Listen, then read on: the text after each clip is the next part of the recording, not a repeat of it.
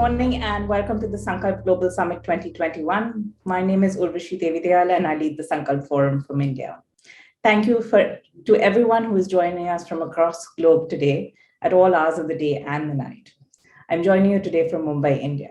We're incredibly excited to be hosting yet another Virtual Impact Week after hosting 2 successful virtual conferences since 2020. This Sankalp promises to be the best online conference that you've experienced to date, and we are now becoming experts at organizing this. We did not think in 1,000 years a virtual Sankalp is something we would do, but in November last year, we tested our limits and delivered the most incredible virtual global conference and followed it up with a 3-day virtual conference in Africa earlier this year. With no restrictions on borders or visas or travel costs, this is our chance to connect the globe more effectively and to create impact at a bigger scale than we could ever have imagined. Our small but mighty team has been working tirelessly over the last few months to put together a phenomenal Sankalp experience for you. We know that networking is of the utmost importance to everyone who attends Sankalp. And though we don't have the luxury of meeting over a coffee or in the hallways, it is our honest hope that our virtual platform will enable us to seamlessly connect with one another and like-minded individuals. I hope you have a great Sankalp ahead and make the most out of it. I would now like to invite Vikas, Bali, CEO of the Intellecap, to welcome you all to the 13th Sankalp Global Summit. Vikas, over to you. Thank you very much, Urvashi. And you've been praising yourself a lot on the virtual summits, but hopefully someday we will be back physically as well. And that's what we look forward over the next few months. If the pandemic recedes, hopefully we shall be able to do that for the Africa Summit and the next Global Summit, most certainly. Very good morning, good afternoon, good evening, wherever you're joining from, whichever part of the planet. On behalf of the Avishkar Group, I'm delighted to have the opportunity to host you. Before I speak about what you can expect at the summit, a little bit about Avishkar Intellecap. Avishkar, since its existence over the past 2 decades, has been striving to build businesses for the other 3 billion, providing them with products and services which were previously confined to people like us. Since its inception, the group has managed to support about 100 million plus underserved customers through the group's investments and engagements. The group has done so by creating a platform which comprises of 4 initiatives: a digital microfinance initiative called Arohan, an MSME phygital lending initiative, ASH, an impact investing initiative, Avishkar Capital, and the ecosystem building initiative, Intellecap. What are the metrics that the group is proud of having achieved over the past 2 decades? And I speak about a couple of them. Number 1, 1.5 million metric tons of carbon dioxide emission reduction. 600,000 plus jobs and livelihoods created, with over 50% being women. 3, 28 million people provided with healthcare and sanitation education related facilities. All this has been achieved with the ability to attract and manage about USD 1.1 billion in assets under management. Speaking about Intellecap, the ecosystem builder of the group, its mission is to build enabling ecosystems, channelize capital to build a more sustainable, inclusive, equitable society. We combine capital, knowledge, networks, and technology to identify the issues that need to be addressed, design solutions, enabling ecosystem development, and actioning these solutions. We are applying this methodology across 4 broad ecosystems that we are working on. Number 1, climate solutions, including agriculture, nature-based solutions, circular economies to make the planet more sustainable.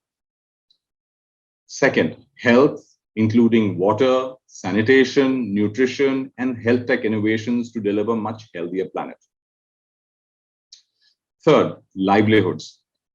Recognizing the need to lift people out of poverty, we are constantly working on opportunities to create jobs for the unskilled, semi-skilled, and daily wage earners.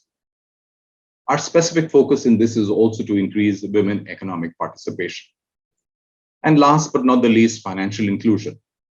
Not just from a perspective of getting credit in the hands of people who have been left out of the formal banking channels, but look at a broader range of financial services, including savings, investments, insurance, to be accessed by the underserved communities. Along with all of you, Intellecap is looking to create, scale, and deliver impact. This brings me to the next part of the conversation, the reason why we are all here, the 13th Global Summit and 25th overall, having been conducted in different parts of the globe. The Sankalp platform is an initiative of Intellecap to bring together investors, developmental financial institutions, philanthropic foundations, corporates, regulators, and impact enterprises on one common page in the pursuit of global goals. All of us collectively have a dream of a better planet, inclusive, equitable society for the last man standing in the line. While we have taken many steps in the direction, I highlight three that we must deliberate in greater detail at this Sankalp, as they have become a clear and present danger, namely climate change, job creation post the pandemic, and financing of micro, small, medium enterprises. Let me spend a minute on climate change. The case for change has been well established. As they say, when it rains, it pours. We have all started to see this effect in our daily lives, specifically in India, where we are seeing this play itself out literally in the monsoon season. We need to shake ourselves from the stupor and let go of business models that were invented in the preceding centuries, be it the use of hydrocarbons for transportation or hazardous chemicals being released in the atmosphere during the manufacturing processes. Businesses must reorient themselves to shift their thought process from sustainability being some form of corporate social responsibility or just building some sustainability strategies. They must have a step change in their thinking about sustainable businesses being the only way to do business and sustainable business being good business. In this, ladies and gentlemen, all of us have a role to play. As consumers, adopting only sustainably produced goods. As employees, pushing our organizations to adopt transformative goals like net carbon negative, rather than being just satisfied with net zero. As people inhabiting the planet at this time, pushing collaborative ecosystems to come together to address the issues, not as small communities or individual countries, but the planet as a whole. In some ways, we need to think of sustainability as for the people, by the people, and of the people. We must insist that all commit to green business models of existence. With this, we could potentially create new sets of opportunities for a large number of people, including our youth.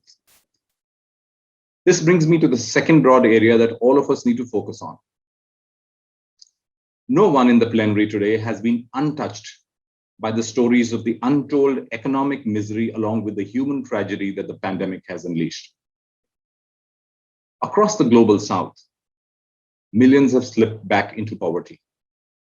What took decades has been wiped out in a mere 18 months. The pandemic has taught us no one is safe till all of us are safe. Similarly, we need to set ourselves the goal that no one will be better off until all of us are better off. Intellecap recently conducted a research on the future of work and workers. And I highlight some very small findings. From an employee standpoint, the youth, those who have been in the marketplace working for the last 5 years and in the middle ages, 90% of the youth have not received any vocational training of significance. 40% of those who have spent about 5 years feel their education and training is inadequate for the job.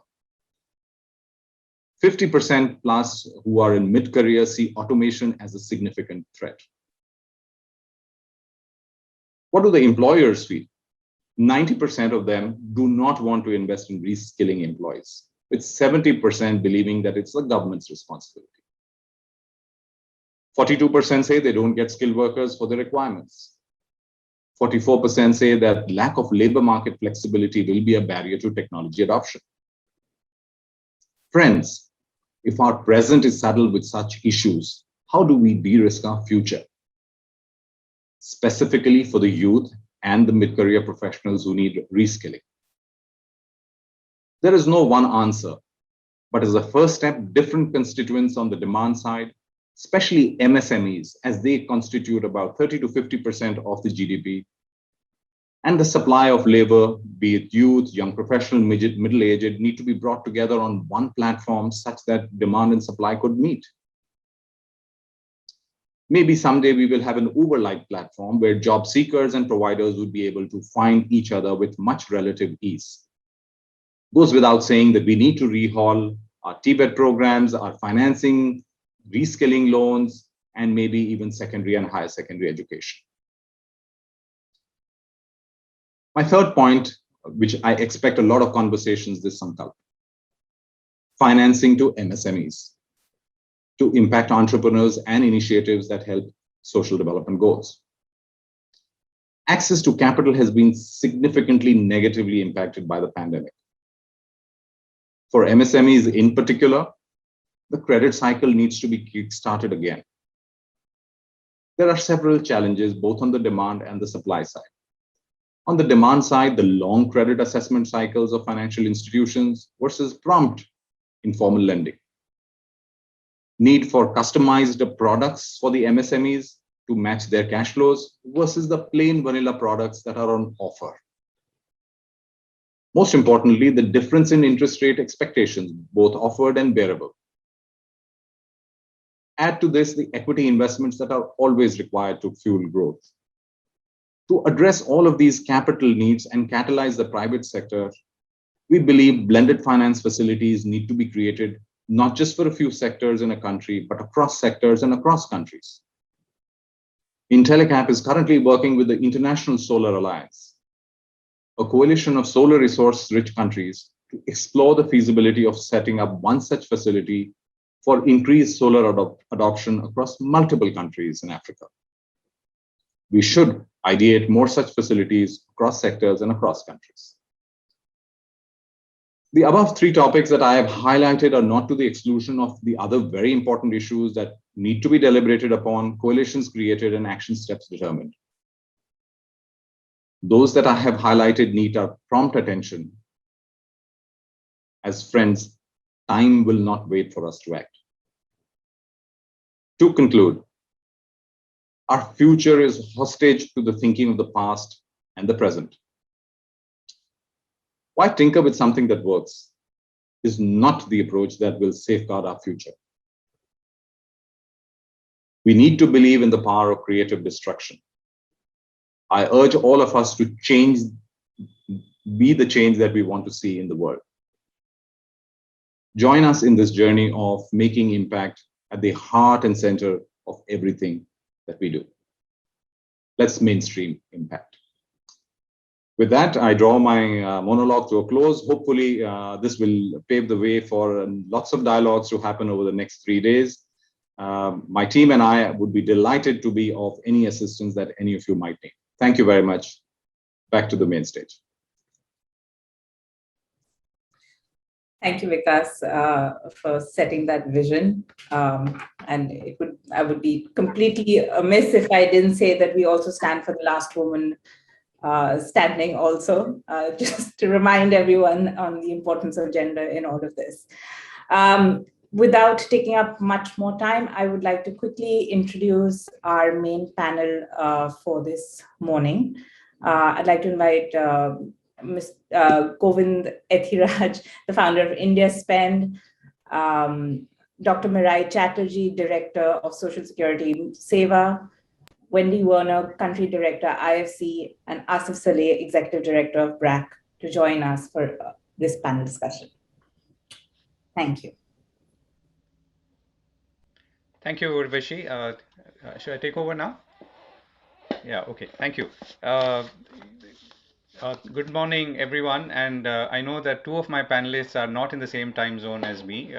One is East, and the other is much further west. And maybe I'll leave it to you to guess where they are. So, the topic for today is mainstreaming impact, Asia's impact economy, and the challenge is, and the task is, how do you bring more mainstream capital into impact investment? So, let me give you some numbers that I could gather as a backdrop, and then we will dive into the discussion. The format is going to be as follows. I'm going to give a quick intro. I'm going to hand over to all our panelists to speak for about 7 or 8 minutes each. Two of them I know already have some level of presentation, but I'd urge you to subsume your presentation within those 7 minutes and keep it fast. After which, hopefully, we'll have a conversation blended with maybe some questions from those who are watching. And I do hope you have some. Okay.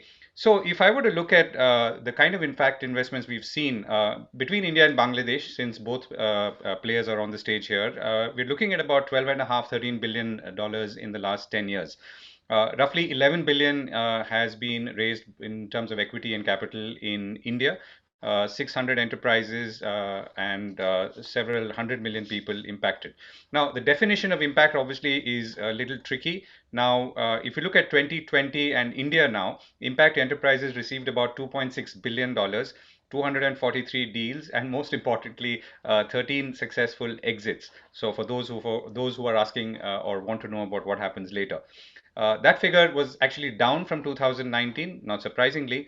But on the other hand, almost 50% went, almost 25 and 27% went into education and financial access.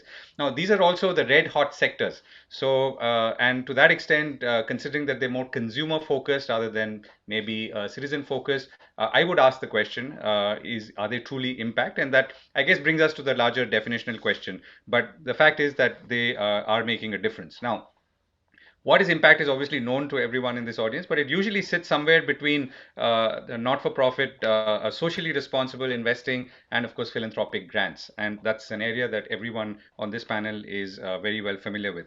Bangladesh specifically has also been seeing a rise in investments. The number I have, again, sourced from the Financial Express Bangladesh, is roughly about 5 million in 2020 from about $75,000 only just a few years before that, and current run rate is about $3.6 million for 2021. Bangladesh has some pretty large, interesting impact investment propositions. Bcash, Chaldal, ShopUp, and SaltShare being amongst them. One of them, I think, is already in the unicorn category.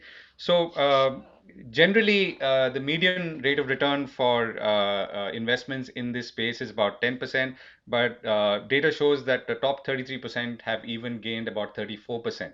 So 33%, that almost one third of investments have actually returned almost 34%, which obviously makes it much better than or equally good perhaps as a regular investment.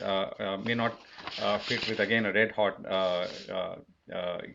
private venture capital or private equity investment. Okay, so now why are we talking about this? And Vikas talked about climate change, and he mentioned monsoons, and I think it's worthwhile when mentioning a figure here. In India, the southwest monsoons usually bring in about 880 millimeters long period average of rainfall. We've already seen about 870. So if you look at the gross or the aggregate figure, things seem fine. But on the other hand, there is a remarkable change in the way that monsoon is now pouring out or pouring in. The months of July June and July saw high figures, but the month of August actually saw very low figures, and August actually saw near drought-like levels in rainfall in many parts of the country, down to about 76%. On the other hand, September saw a huge peak, so it was almost 135% of long period average. So within the monsoon set, while when you look back at the end of it, you may say that we had good monsoons, but within that, there are huge variations now that are beginning to manifest themselves, potentially because of climate change. The impact of this obviously is tremendous on cropping, on life and livelihood, and we've seen many instances of big floodings and death and destruction, including on the west coast of India. So this is something to think about when we talk about impact investment. And of course, there is nothing more to say about COVID-19 and its impact both in the cities and across the country in both Bangladesh and India. So on that note, let's try and understand two things. One is what is Impact Capital doing currently? What are the organizations that are here on our panel doing? And secondly, what is the kind of landscape that they see? What is their vision for how impact investment can become bigger and how more mainstream capital can be brought in, and what will it take apart from, I'm sure, good marketing? So on that note, let me start and hand over to Mirai Chatterjee. Would you like to go first? Sure. Thanks very much. And thank you to the organizers. And very happy to be here with my co-panelists. I'm going to screen share. I hope you can all see it. Govind, can you see? Yes. Okay, thank you. So most of you are familiar with SEVA and the SEVA movement, but just a quick reminder, we are a hybrid, if you will, of being a national union of 1.8 million women workers in the informal economy, like you see in our background, and collective enterprises. Over the years, we have promoted, almost 50 years now, 150 collective enterprises of women at the grassroots level, most of which are cooperatives, and all are cooperatives of the informal women workers themselves. We say they're used, managed, and owned by the women. They are the shareholders, and they're democratically elected to the boards of the collective enterprises, as you can see in the photograph. Also, I should mention that in fact, all of the businesses are green businesses, in line with what Mr. Bali had said earlier. I think I'm going to start straight away by showing you what has been the impact on women workers in the informal economy. And a very recent study that has just come out with the Institute of Social Sciences Trust in New Delhi. Look at the impact. Not only have families suffered severe financial impact, but most of them, and this was in December 2020, before the second wave, in fact, have not got back their work and livelihoods. It's a desperate situation. We are aware of it, but again and again, these figures just bring it home to us. The positive side is wherever there are collective enterprises, and as I said, in our case, cooperatives. In fact, we formed a cooperative federation about 30 years ago with more than 100 cooperative women's businesses. They survived because of their collective. Of course, the worst hit were the service cooperatives, as you can imagine, like domestic workers, childcare, and so on. So what happened? What did they do? How did they survive? So immediately, what the women did, what these enterprises did, was to jump into emergency relief. And I put this slide up here because all of these were done through the businesses. So, for example, the health cooperative Lok Swasthya Seva, with which I'm most involved with, immediately pivoted to developing sanitizers. They already had an Ayurvedic business in place, so that was helpful. The chain of 24/7 pharmacies continued their work. And so actually they managed to keep head above water. And of course, the other aspects, the social impact of COVID-19 awareness, referrals, quick referrals, because we already had a public health, a good coordination and linkages with the government public health system, having worked on this for the last 40 years. Our insurance cooperative, our national insurance cooperative, Vimo Seva, provided microinsurance to not just Seva members, but others in NGOs in India as well. So about 5,000 frontline workers were also insured. So this was also a business opportunity, apart from obviously immediately responding to the humanitarian crisis. I want to focus particularly on this and investing in enterprises of women. We were very fortunate that we were able to quickly put out an appeal, and some capital organizations providing capital in India, like Kinara Capital, immediately came forward. I must say we're very grateful to them for this and others. And then overseas, Sani Kirkwood And interestingly, the UK cooperative movement, it was quite touching actually, that all the cooperatives in the UK cooperative movement decided to contribute and developed a fund for us, a livelihood restoration fund. And as you can see, through that, we were able to, through all these efforts, we were able to, it's still modest, support 16 collective women's enterprises. Most of these, I should say, are tiny, nano, micro, roughly 100 to 500 women, except for SEVA Bank, which is very large. And look at the amount of capital. I mean, it was just that amount, an infusion of 3 to 5 lakhs for most of these cooperatives made all the difference, helped them stay afloat. And see what they used it for their businesses, as I said, most of which were green businesses. Also some skilling, reskilling, particularly digitalization and diversifying their businesses. Just quickly, if I may, we were also recognized as one of India's top responders by the World Economic Forum. And I thought I'd just quickly, the last couple of slides, what is it that we've learned from this experience? Nothing new here. Obviously, capital is critical for women's collective social enterprises, particularly blended finance. But what's somewhat surprising is that it's not that easy for women's collective social enterprises to access finance. At our national workshop, the first of its kind of women cooperative leaders, this was the #1 need and also recommendation that they expressed. That capital should be accessible, timely. We've heard this also from Mr. Bali, and easy to navigate. They find the systems particularly bewildering and difficult, and a lot of hand-holding is required. And of course, patience, which we all know about.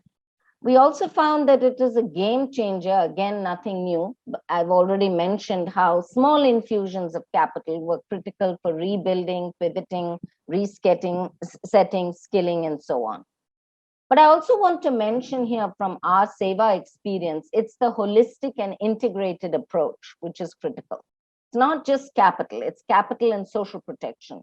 Those micro entrepreneurs, those cooperative leaders, those frontline workers needed that micro insurance to give them that comfort level and that support in this terrible time of crisis. So we need both capital and social protection if women and low-income people, and in fact, all people indeed, are able to rebuild and reset their businesses. One of the things we've been saying to our government for a long time, and also to business organizations and federations like the CII, is that we need a livelihood recovery fund. We need it now. We've been saying it from the very first wave. And it could be a combination of government and private capital contributions. It could be tax deductible to make it attractive and so on. Along with capital, we've been saying to our government and to the MSME ministry, we need support all along the supply chain. Why can't government and others preferentially procure from these tiny nano micro businesses to help us stay afloat, help us with marketing and also with job work? These are things that already we've experimented with and we are in dialogue with our government on. And finally, enabling policies. I've already mentioned the difficulty of navigating to actually access the capital. One of the strong recommendations that came out of our women cooperative workshop was the simplification of processes. They are aware that there are these pots of capital, be it the National Cooperative Development Corporation and so on. But these are not geared to tiny, nano, micro businesses, especially of women. So we need to bridge that gap. The capital is there. Then, as I said, hand-holding support. We had a very interesting couple of years ago, a sort of a workshop where the National Cooperative Development Corporation and women cooperative leaders interfaced, and there was some hand-holding and sharing going on how to simplify. Digital literacy, of course. I mean, we are all aware of the huge digital divide among poorer groups, but especially women, and investing in digitalization of these tiny enterprises. And finally, you'll be surprised to see this, maybe no surprises coming from a women's organization, childcare. We have found this is one critical aspect. If you want to get women back to work, if you want to get women joining the labor force again and rebuilding, then full day childcare is required. And obviously our government has to lead by investing. There's more to say, but I'll stop here. Thank you.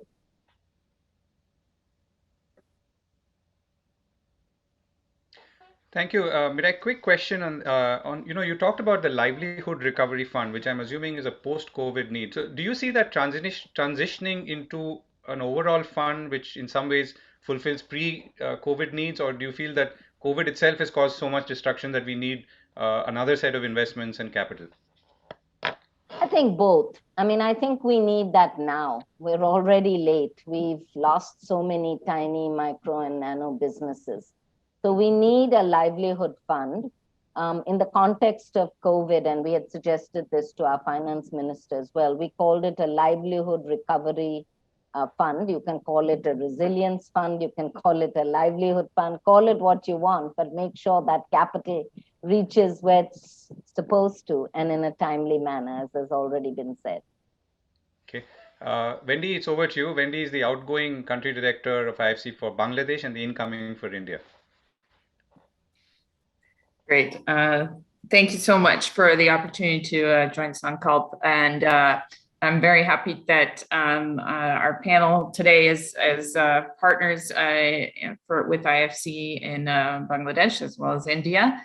So I represent the International Finance Corporation, which is the largest development institution that's devoted to the private sector. So our job is really to invest in emerging markets, low-income countries, and to invest for impact. So really, we were founded in 1956 as part of the World Bank Group, and impact is really part of our DNA from the very beginning.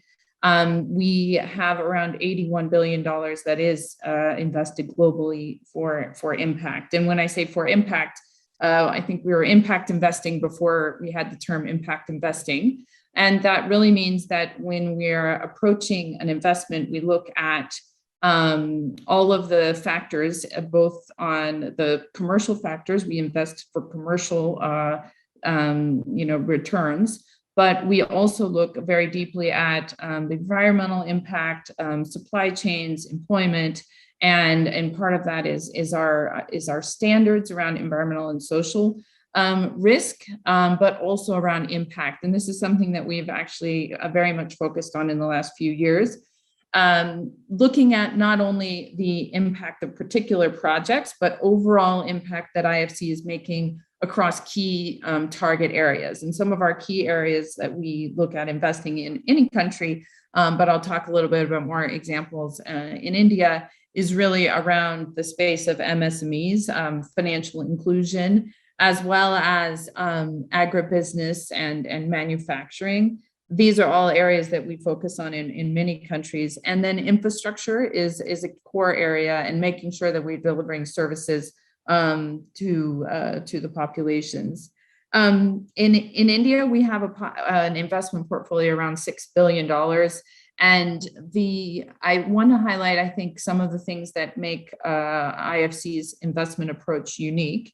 And those are some of these points that I mentioned around monitoring and evaluation on the impact side, as well as the management of our portfolio and our partnerships. So we do both investment, but we also do advisory engagements with our current clients, potential clients, and sector-wide. And we try to bring new technologies and a better understanding of how products can be adapted and applied. As Mirai mentioned, we have to look at, and Vikas also mentioned, we have to look at how current systems can be better designed to deliver impact for the bottom of the pyramid, for everyone, for women, for minorities, for those in rural areas. And we have consistently looked at how we can change products and services in order to make them more accessible for a broader swath of the population. I want to comment on a few points on COVID particularly, and how we see as COVID has impacted this space of impact investing. First of all, I think as kind of has been highlighted already, we see that even more mainstream investors or companies that maybe didn't put impact at the core of their operations have understood now that the world is interconnected. So we could see the impacts of COVID, of course, in the lives of employees, the ability to actually, meet productivity targets, in order to also look at the supply chains and just to, for basic survival. And we've also seen, of course, that, in the last year or so that the climate emergency is top of mind. So I think these things all kind of came together definitely in the last year. And we have seen an increase over from 2019 to 2020 to 2019 to 2020 on impact investing. And we see that according to our numbers, around $2.3 trillion is invested for impact. But that's still only around 2% of global assets under management. So there's a huge potential for growth. And the IFC's expectation is that this could grow to be more like 10% of global capital, which would be 10 times what it is now. And some of the key areas that we expect to see potential for growth is really to look at this approach to how impact is defined, how impact is monitored and evaluated, and the transparency in the systems behind, all the stakeholders, not only the investors, but also government and community organizations, because this really is a kind of a multi-pronged operation. I don't think you can have true impact investing without involvement of all of those parties. So that's something that I think would be very good for us to discuss on the panel today. And I think I want to end with just a few kind of examples of things that IFC has done in India. Just recently, for instance, we had an investment in Lead Squared, which is a client relationship management SaaS company. And it really focuses on MSMEs. And we've seen quite a bit of digital operations, digital plays, and new players in this space. They're really focused on SMEs and enabling SMEs to have more efficient operations rather than having to have new bespoke systems for things like client relationship management.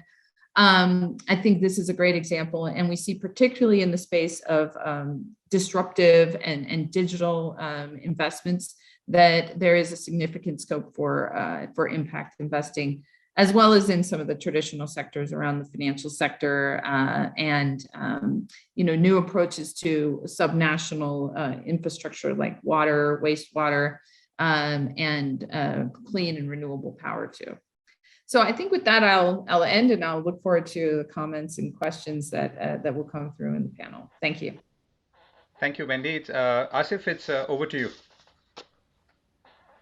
Thank you so much, Govind. And yeah, I mean, I will probably take off where Wendy left off because Wendy has been also very involved in Bangladesh and has been a phenomenal partner for BRAC as well in the past and also at present. So I think the way we are looking at impact as a whole, is essentially where market fails the poor. How do you kind of create a role for? You need to actually address the market issues. So I think this is the core thing that I think there is often quite disagreement in how do you define impact. So anytime you invest some money in a business, obviously there would be some level of impact, and exploitative business, if you look at it on the other hand, also is generating employment for people in general. So they can also claim that they are having impact. But the way we have often looked at impact has been that it needs to address a market failure. Market doesn't work for the poor. So in order for the market to work for the poor, what else do you need to do to essentially ensure that they have access to market, access for better opportunity, access for better livelihood in general? So that is the genesis of some of the early days of BRAC's social enterprises, when now some of these things were not necessarily termed as impact investment, but in all essence and form it was. I mean, just to give you one example, I mean, where some of the enterprises that have scaled for BRAC in the last 40 years has been originally started as a means to generate livelihood. It was not meant to be enterprise per se. Arong, for example, and I will show you some pictures later on, is a lifestyle brand in Bangladesh, which is one of the largest, and ties in. The whole idea behind Arong was that there were really talented rural artisans and women who did not have any livelihood opportunity, but they had the skills. So how do you ensure that they have access to market, they have access to good quality input, and also consumers' current taste and fashion trends in the urban upmarket? And then how do you then essentially link the whole chain? So starting with the training input and also building the sub-centers and linking them to the value chain as a whole. Now, over a period of time after doing that, we saw that there is a big opportunity as a whole to convert that into an enterprise. So some of these are still within BRAC. These are not spun out as a separate entity, but we have 11 enterprises like that currently. And there we have also examples of enterprises which hasn't worked. We had a BRAC solar company that we had to shut down. So we look at it as again, as an area, as a time, if you look at it in time dimension, that if there has not been any market player and a social enterprise like BRAC has come in and created the ecosystem and created a space where other private sector actors then see it as a means to that, okay, so this is a potentially good market, so I can come in. Then we see that then for the whole role for BRAC to make the market is done, and we cannot compete with the private sector with a huge additional capital and other sort of ammunition and resources that they come with. So we move out and look for other opportunities where market needs to be made.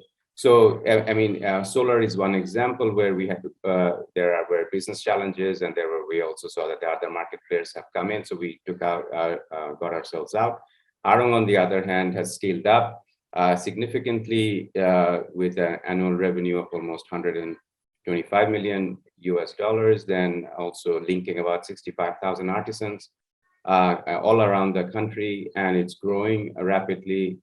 So I think there are different stories to that fact, but essentially what our experiments have underlined that doing good and good business doesn't have to be mutually exclusive.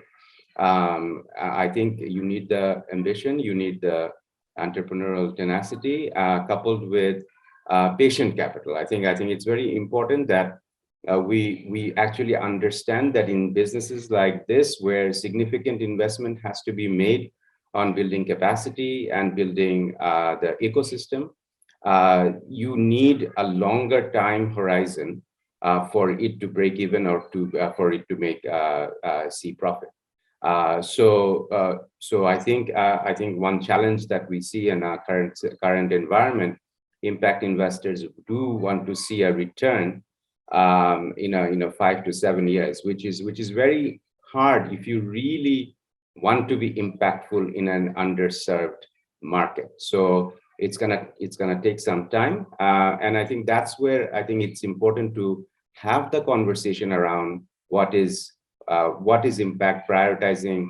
I think all of it, I go back to how I started with that. Everything, if you spend money in a business, everything is impactful, but in terms of prioritizing the needs, or in terms of who needs the support first, I think Mirai nicely explained that the current needs is big time on financing post-COVID for SMEs and MSMEs in general.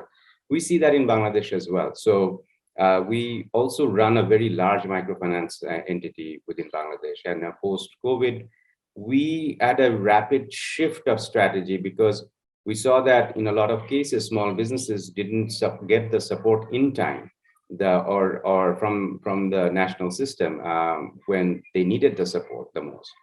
So what we did we went into an aggressive refinancing campaign for these SMEs, which is a break from our traditional strategy that you have to pay off your loan and then only can you get new financing.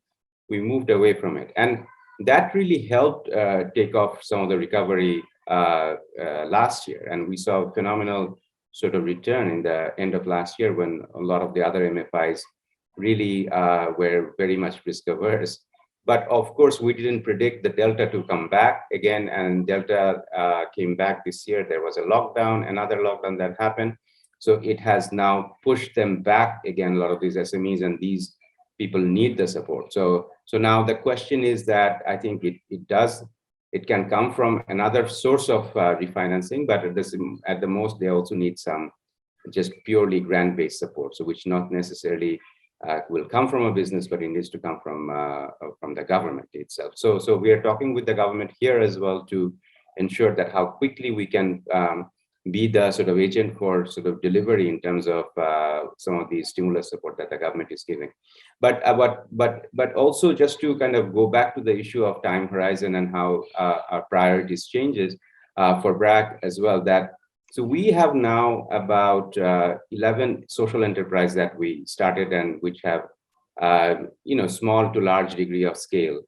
Then in 2001, we started also kind of investing in separate entities outside BRAC. So BRAC Bank was exclusively started as a SME bank, and again, IFC was a partner. IFC is a partner here, and that because we saw that that market was completely underserved. Neither they can tap into the microfinance market, neither or the formal banking institution. And again, we are seeing that this is BRAC Bank is now one of the most profitable banks in Bangladesh, and again, we are seeing other banks now.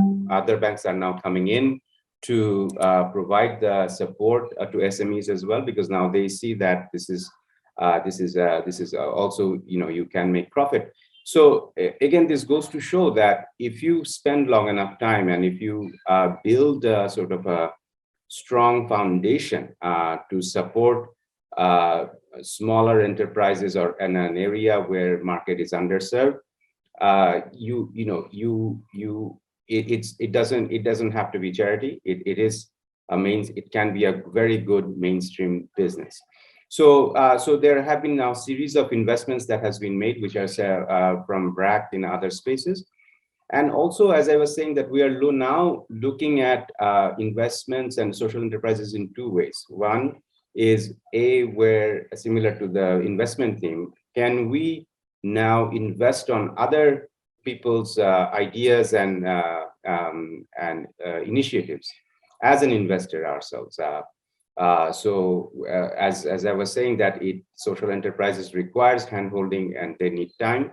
So BRAC is playing a role in terms of also supporting them in the incubation process. So we have set up a separate impact fund ourselves and taking sort of interest and making investment in some of these digital companies that Wendy was mentioning that we are actually disrupting the systems, and we see that as a tool to also kind of achieve our mission going long term. So this is going pretty good. Then on the separate stream as well, so we are looking at new areas where we can start in-house social enterprises ourselves. And again, things like, for example, affordable quality healthcare services, then low-cost education, and skills as a whole as an enterprise. So where I think Vikas mentioned this in his opening plenary, that vocational training and matchmaking of skills with employers is potentially an area where we want to see growth. We see that as an opportunity both for social good and also where people are willing to pay and has the ability to pay. So both for placement internationally and nationally. So this is an area we are seeing as a good growth opportunity for social enterprise, not only fix the market, but having a sustainable initiative, more so because the traditional way of just looking at ODA funding for supporting some of these work And that is changing dramatically in this space. The development sector is getting disrupted itself because of COVID and also other realities. I think money for ODA money is going to be shifted more towards specific geographical locations, particularly in Africa and other places. So where the needs are the most and justifiably. And so here, I think we as people who work on impact sector or development sector as a whole, really need to look at this ecosystem very closely and learn from each other. So thank you, Sankalp, for providing this platform. And I think you guys can really play a big role. So I will just quickly show a few pictures now.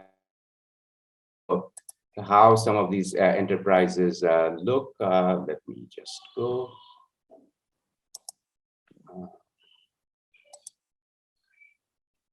Can you see the screen? Yeah. Okay. All right. So this is Arong. This is one of our largest lifestyle brand chain. All these products are sort of it's branded. There's a sub brand. It works like completely like a commercial entity in terms of its look and feel. Very much competes with the mainstream, but the products have been all sourced from rural artisans who were trained in our foundation. The designs and raw materials actually come from them. We have our own dairy, similarly with an idea to support small milk producers. This is also growing, but the whole idea was the creation of these chilling centers and linking them with the urban market to expand the market horizon. Bragg Bank, I was mentioning, as it started as an investment, again, supports a lot of women entrepreneurs over time and SMEs, and about one of the pioneers in also women-led banking, so in general. So just to give you a flavor, I think I will stop here. Back to you, Gavin. Thank you. Thank you so much. Thank you so much, Asif. So, quick question. I mean, actually, let me take the first quick question. Does Arong ship to India? I mean, products? It just started globally shifting, but not to India as yet. It's going to US, UK, and Australia right now. Okay, so you should ensure that they would do love that. To. The product is amazing. But you have Fab India over there. Yes, I know. You were saying earlier that this is the Bangladesh version of Fab India, but it's slick and stands on its own. One question just to kick off our conversation, Asif. So, the ecosystem approach, and you talked about, where you come in, and, you come in when others are not there, and sometimes leave when others are getting in or it's getting too crowded. And you mentioned the example of the solar business. Now, one is that you create the ecosystem on your own, and the other is that you bring in others simultaneously. Now, BRAC is obviously a powerhouse. I mean, you have many ventures, you've been around for a long time, and obviously folks like you bring in also talent in a way that maybe other ventures in the non-profit sector may not be able to, at least in the near term. So how does this work, and how do you see this working in future? I mean, this consortium approach, if one were to call it that, is that something that's easy to do? What are the challenges, particularly for newer areas that you're looking at? Sorry. Yeah, thank you. That's a great question. I mean, initially when we did, pretty much all our work was rural economy focused, where there was not a lot of economic activity. So the idea was behind that you create new kinds of economic activities, be it dairy, poultry, and other things. But and when you went to do that, and then you realize that there are missing gaps, and then and there was no private sector at that time in Bangladesh in the 80s and the 70s. It was the government and it was the non-profit sector. So apologies, I have a online school going on. I'm sorry about that. But yeah, the idea behind that is that so we had to create a lot of these ourselves.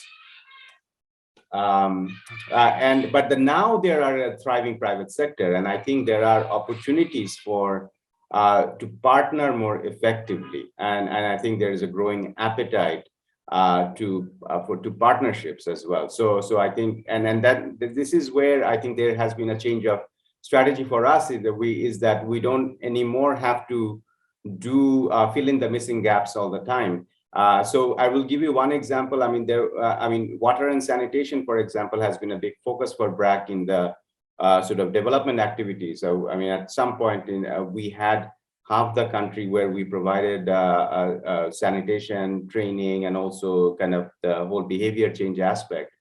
But now the growing urbanization has happened over the last few years, and we are not playing an as aggressive role, but we have invested in a company which actually are setting up public toilets across the country. So we have a 30% stake. So again, it's because they were there and they have created a niche. So we said that rather than us trying to do it, why don't we have them do it? I think that's a much easier approach and more effective approach going forward. Okay, thanks for that. Wendy, you talked about earlier in our conversation, you had said that, the need for creating standards and consistency in investment approach. So you quoted the example of the 50 funds who've signed up to create investing consistency impact standards or impact investing standards. Now, broadly, as you look at investments today, I mentioned in the beginning that almost 50% of investments in India are in the really education, or actually education is really more ed tech and health, but health could really be more pharma tech. So how do you define this, and does this in any way contrast with the definition that Asif used, which is the role of impact capital being to really make the market work for the poor, and which Mirai also illustrated with examples, obviously, of the work that they're doing? Yeah, I think there's a continuum for sure. So I think, as Asif was highlighting, it's maybe the approach, the way that you are approaching what is your market opportunity, and also how do you go about meeting that market opportunity. So I think there is, if we kind of take from the investor side, there are definitely investors that are primarily impact, and they're looking for maybe just some return. It doesn't mean that it actually is a 10%, 15% return. It's just maybe even returnable capital has been used a few years ago, right? But then there is other investors, more similar to IFC, which we are looking for both. Like, as to use an American phrase, we want our cake and to eat it too. And that's not always an easy thing, I will admit. We are looking at commercial returns. We have to actually make those commercial returns in order to have the capital to then invest again in these sorts of impactful investments. So there are, I think, both of those kind of investors who are either impact first and kind of commercial later, as well as commercial and impact together, are really kind of part of a continuum, but they can be together in these sorts of investments. And I think we need to continue to crowd in more investors who are looking for both the commercial and the impact together in order to kind of grow that market. And then I think one of the points that Asif mentioned was also around maybe the approach. How are you going at this space, right? Are you identifying, from the point of view of the community and the underserved market as that's your approach to market opportunity? Are you identifying it as, kind of more the VC approach of your addressable market, which actually these things kind of end up in the same spot a lot of times, right? But then is it maybe the kind of these disruptors that we are talking about now are looking at it, how they address that market, right? So it's not just who the market is, but also how they're going about it. And, there can be, I think, some high impact, enterprises and firms that may not have gone at a market for its poverty impact to begin with, but the way that they are, they want to scale a product and service means that they will be looking at growing something to a broader addressable market. And so if we make sure that the way that they're doing that growth, right, that it's fair for, employees, it's fair for the consumers, the standards are at quality, the environmental, impact is at least addressed and assessed and managed. then that can be both, right? We can both have the market and we can have the successful business that addresses that market. No, so I think that those are kind of some of the things that I think is very important to consider. And I wanted to make one more point just about this kind of moving in and moving out point. I think that's a very, very important point, actually. And IFC itself, we've had this challenge over the years, sometimes that we have actually gone at a new market. And then we have tried, our objective is actually not to kind of take those markets for eternity for ourselves. It is to actually crowd in other investors. And I think particularly in like the financial sector, for instance, that may not be one that everyone thinks of in impact, but at the same time, we were like the first international investors in many financial sectors, kind of investing in the private commercial banks and asking them to do MSME lending as part of that investment that we're doing and helping them figure out how to address that small business market. Now we see many others coming in, and sometimes we also have to kind of do more. Like we've just done an equity investment with Federal Bank in India, and it wasn't just SME, it was climate and SME. We didn't want one, we wanted both. So this is just an example of, I think we have to keep transitioning and keep pushing the kind of the edge of what we would do and how we define that impact. Right. So let me supplement that quickly before with a question before I go to Mirai. So I'm sure net the inflow of new capital or non-traditional impact capital is increasing. But if I were to ask you to say, what are the 2 or 3 things that are making that increase possible today? Of course, one could be good returns and the transitioning. And what could be the 1 or 2 things that will make that additional capital come in to the impact space more feasible and more attractive? I mean, could it be driven by sectors? Could it be driven by people? Could it be driven by countries? I think that there is a lot of capital out there that is interested in having, both like the commercial returns and the sectors. Like climate obviously is top of mind. And now we see, I think there's probably not one financial, media space where we don't see ESG somehow mentioned. So I think the climate space is extremely important. But also one of the points that IFC has been encouraging very strongly and with many other investors is some impact investing principles. So we have actually come together with the Global Impact Investing Network and put together these joint impact indicators so that there's no question that what you're actually talking about, right? So, and I think it's sector agnostic, but the point is that you set your targets with regard to how you're going to assess impact, and then you measure it, right? Because otherwise we can have a situation where impact investors are kind of impact washing, like greenwashing, right? That you say this lovely thing, but if you don't follow up and you don't actually get your people out there to monitor and support your investees to make sure that they're able to actually implement as per their intention, then you will lose your market, you'll lose your investors, and you'll lose your credibility. Mirai, so 2 questions. One is, as we look at the pool of capital that's available to someone like you, in general, if I were to net off in a post-COVID way and then looking ahead. And secondly, you pointed out the challenge of gender in itself, because you said that, and as everyone would reckon, it's not easy for women or women enterprises to raise capital, particularly in the social sector. So how do you see this panning out, and what needs to be done? So you've talked about government, so let's keep government out for a moment, but what else needs to be done?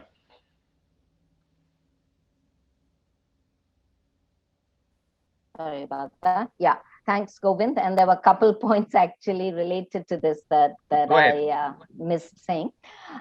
One thing is that, especially in the beginning for women's businesses, which tend to be kind of, if I may use the word, unusual or innovative, they don't seem to be immediately attractive to investors. Let me give you an example. Childcare, for example. That's not a cool thing to invest in. I mean, people think childcare, isn't that something that women are supposed to stay home and do, take care of their kids? And yet we've been able to show that with investments, small investments in childcare, women's incomes actually double. We've done studies for years on this and are quite passionate about it. Another example would be our microinsurance business, which is now almost 30 years old. But when we started out, whether it was the insurance companies or investors, they were like, poor women are bad risk. I mean, how is this ever going to be financially viable? And now we have the opposite problem. We've shown that it's financially viable and it can grow, but we are strangulated, frankly, by regulations. The insurance regulator in India has a 100 crore sort of condition for licensing to be a full-fledged insurance company. And we're struggling with that. We can't grow as a result. So we have investors ready, but now it's the problem of regulation. So these are some of the things that one struggles with. The other thing I should have mentioned is the importance of what we are calling enterprise support system, ESS. We studied most of the accelerators in business, and we found that most of them were really not adapted or focused anyway on collective social enterprises, which is what we are about, owned by the women themselves, the informal workers themselves. And obviously, you need this kind of support system to help them develop their businesses, access finance, navigate, as I mentioned. It's still early days for us, but the ESS now is in place, and we find that it does make a difference in not only increasing the businesses, but also in terms of accessing finance.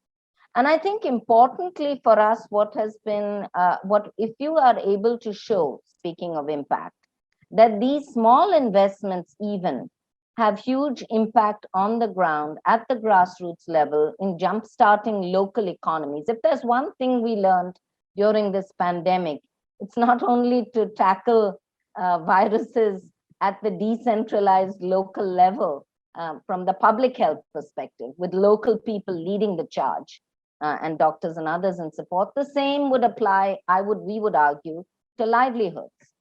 They need enterprise support systems, they need patient capital blended finance and so on. But if we can show that it jumpstarts, rebuilds and resets local economies, and in countries like India also cuts migration, rural-urban migration, then I think we're in business as far as impact investors are concerned. So I think that's another thing, if we can show, and we have in the past in SEVA shown, that with this kind of local bottom-up livelihood development, migration and the kinds of tragic scenes that we witnessed in India after the first and second waves of migrants, we don't need to repeat that here. The audience would be familiar. That is something that I think investors would increasingly warm up to, frankly, even if they don't warm up to the innovative businesses. And finally, I just want to say, because Wendy also mentioned, I think we need to have much more dialogue with policymakers, regulators.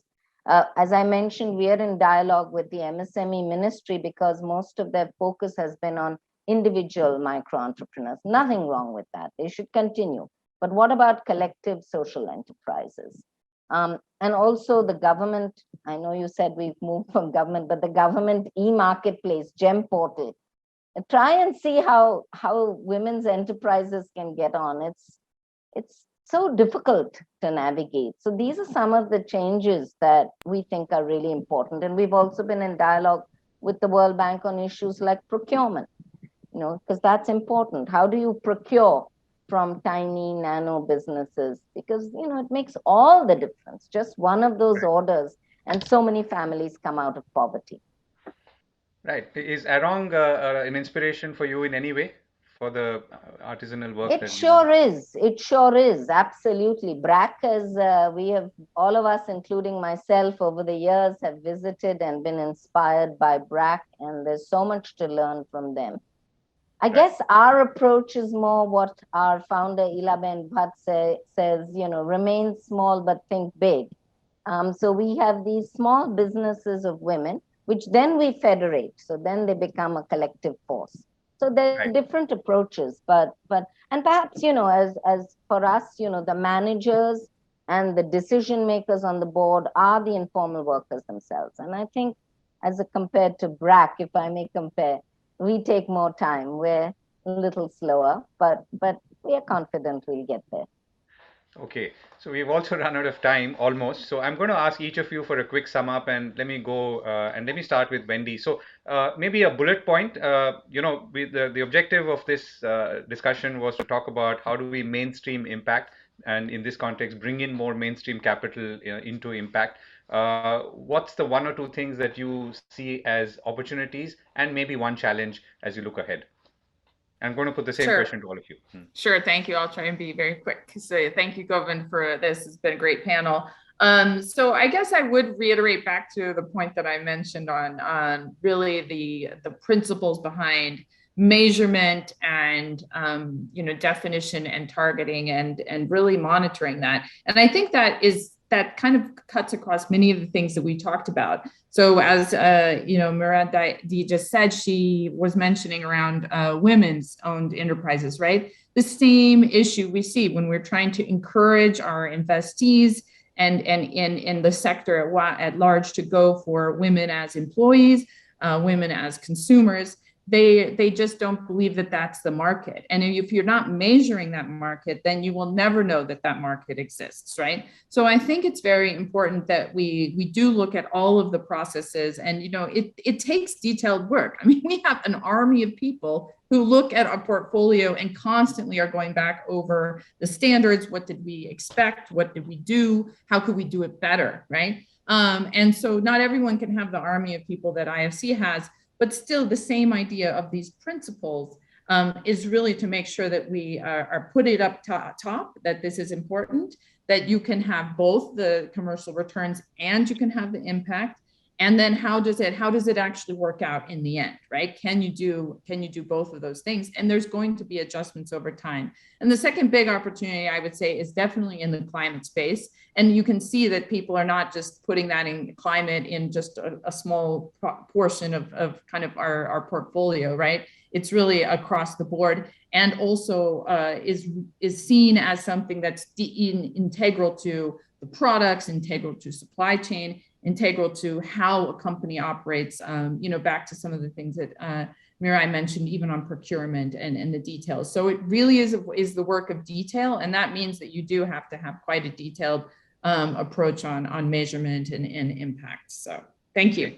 Thank you. Mirai, it's over to you. One or maybe 2 points of opportunities and maybe one challenge if you want to highlight. Oh, I would say invest in collective enterprises of women. It's a solid investment. You will not regret it. Be open. Look at what's innovative, what works, what doesn't. And I think proactively reach out to collective enterprises across the board in countries like India and Bangladesh, and particularly those that are led, owned, and managed by women. And I think that holistic approach with the enterprise support system and the other support enabling environment in place is critical, more especially for women. Thank you. Thank you, and wish you and your team, which is of course millions, all the very best, and more so in this very, very challenging environment. Asif, last word to you. Yeah, thank you. No, I think what sort of SEVA and BRAC has shown is that you can, it's a very counter to traditional MNC approach, which is that looking at the base of pyramid as just consumers. So we have flipped it around, and we basically turn this around, look at them as producers rather than consumers. And then there is a cyclic effect of entirely lifting up a very large community, and that provides a greater good and a huge amount of empowerment, which serves the society as a whole.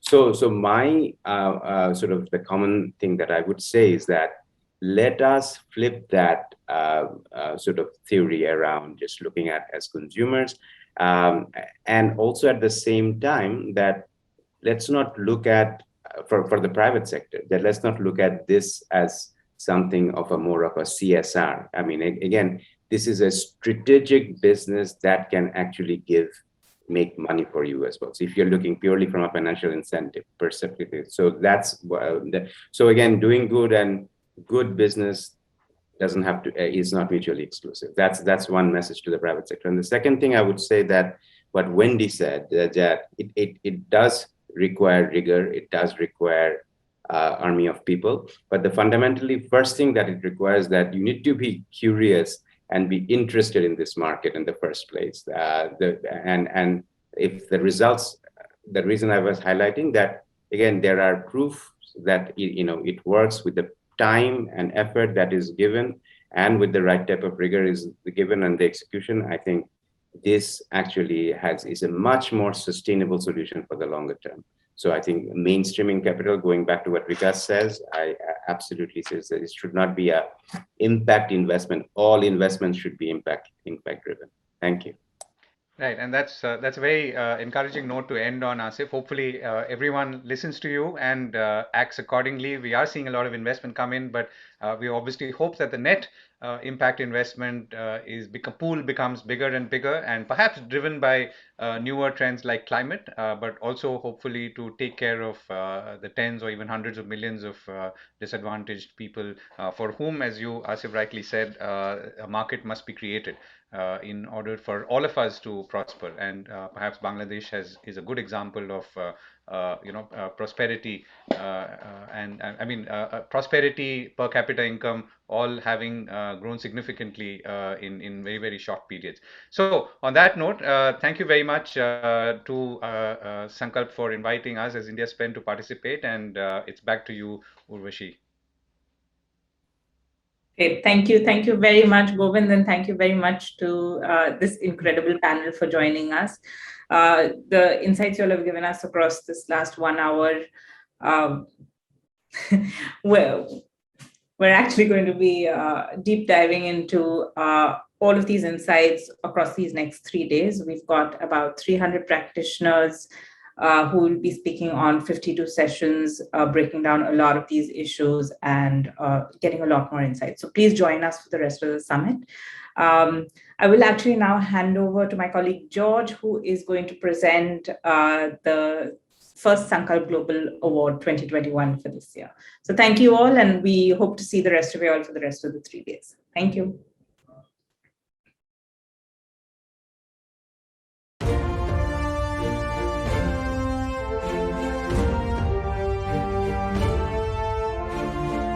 Ladies and gentlemen, my name is George Murage from Nairobi, Kenya.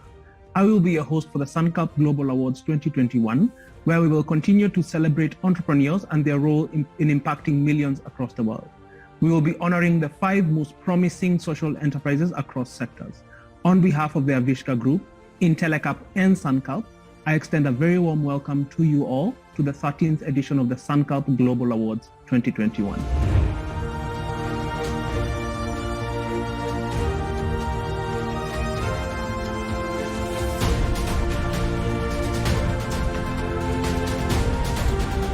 The Sankalp Awards are one of the Global South's most prestigious social enterprise awards. Over the years, Sankalp has recognized more than 2,400 social enterprises and channeled more than $270 million to high-impact businesses. The awards are designed to support young companies and recognize their impact, which is successfully steering change. This year, we had an overwhelming number of applications, with over 250 applications from 52 countries globally. Each enterprise went through 3 rounds of assessment, and finally, 10 of the best enterprises pitched to our esteemed grand jury from Asia, America, and Africa. Now, I'll be presenting the Sankalp Award 2021 for the sector of livelihoods. Informal workers and their livelihoods tend to be ignored or excluded in local economic development. The informal workforce, especially the working poor, need to be recognized, valued, and supported as economic agents who contribute to the economy and to society. Both the COVID-19 pandemic and climate change have created dual challenges, which are significantly affecting the economic empowerment of low-income individuals across emerging markets. After 2 decades of steady economic progress, the pandemic could tip Africa into its first recession in 25 years, by affecting the jobs or incomes of 150 million Africans across the continent.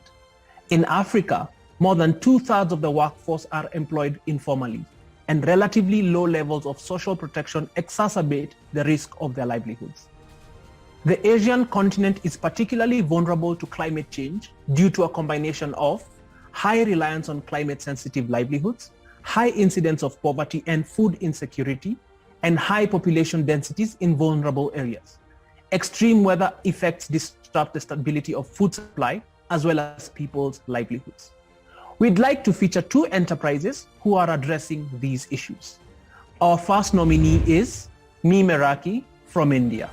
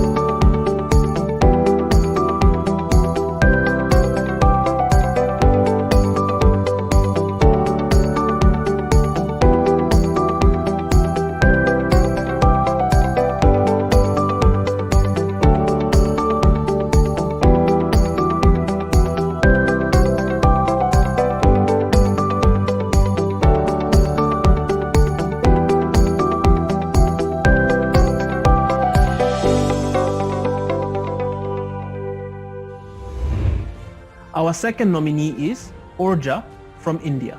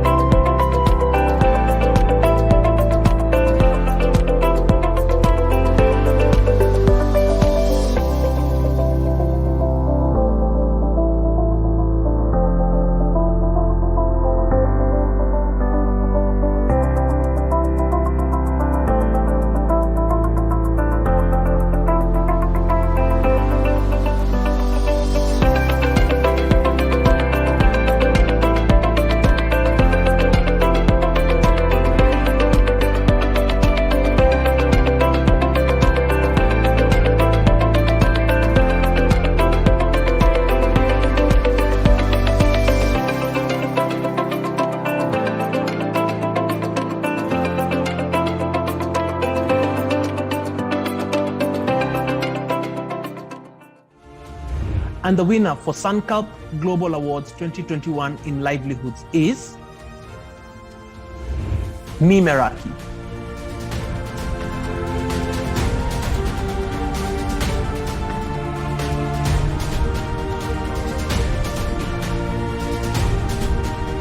We will now have a word from our winner. Huge thank you, Team Sankalp, all the jury members, the team at Intellecap helping us with all the prep, all our customers and patrons across the world, and most importantly, our artisans and artists who inspired us to come up with this business and have worked hand in hand with us to help us get to this point. The artisanal industry, the traditional creative and culture industry, it is actually one of the biggest employment generators, not just in India, but across the world. But in the digital revolution, traditional artisans have been left behind. And the pandemic further exacerbated and worsened the pre-existing vulnerabilities in the traditional artisanal space. But the pandemic also showed how people have turned to creative pursuits more than ever before, how essential creativity is not just to our well-being, but to our very survival.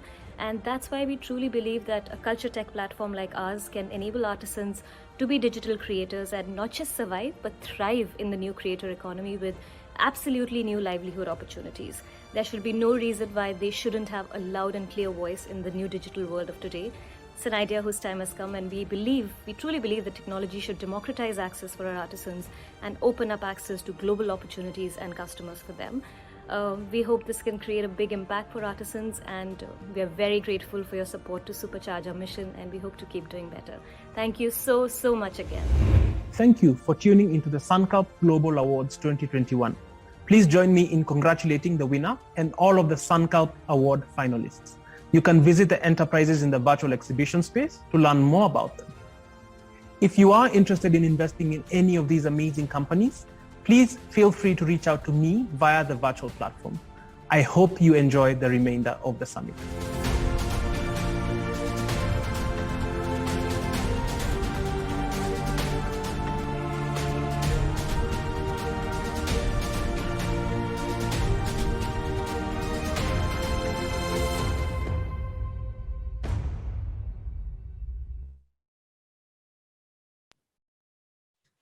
Thank you all for staying with us through this opening plenary, and congratulations again to me, Meraki.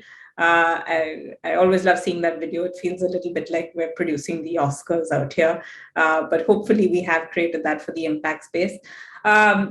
I will let you all, we're at the top of the hour now, but thank you again to all of the panelists who joined us this morning and all of the participants. I hope you all enjoy the rest of the 3 days of Sankalp and participate in all of the 52 sessions that we have over the next 3 days. And we hope to host you all in person someday. Thank you very much.